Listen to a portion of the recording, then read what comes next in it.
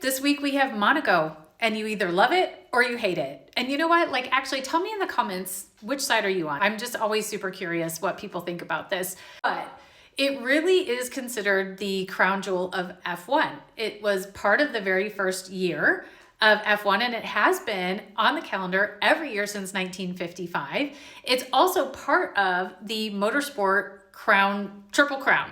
So Monaco, Indy 500, and 24 Hours of Le Mans. So here's what you need to know. We have 78 laps, we have 1 DRS zone, we have 19 turns on these twisty streets, and the distance for 1 lap is 3.33 kilometers. One of the things that's really unique about Monaco is the overall race distance is just over 260 kilometers, which is actually quite a bit less than the required minimum of 305 kilometers.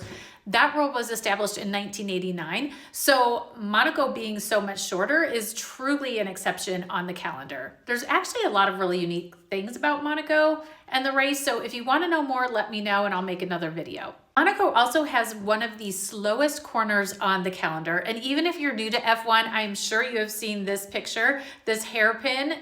The cars are slowing down to 45 or about 45 kilometers per hour, which is about 27 miles per hour. F1 cars are much bigger overall than when this race first began. And because this is the shortest and the narrowest race on the calendar, it has made this track much more of a processional than a race. But they're looking to spice that up this year because they've required a minimum of 2 pit stops. Rain or shine, the teams are going to be required to use 3 different sets of tires. And if it's dry, they are going to be required to use 2 different compounds. As I said, this is a very narrow track. And of course, overtaking is going to be hard. So by this point, you know the drill.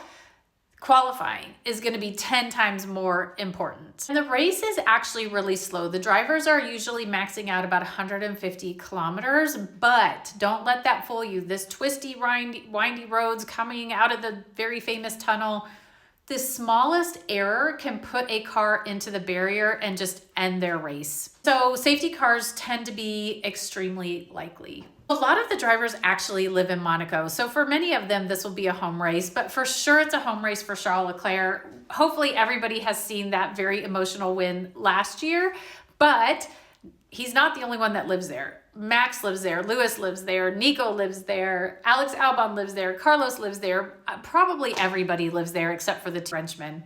Personally, I love Monaco. I love the history of it. It's a beautiful place. We'll just have to see if the required 2 stops help spice things up.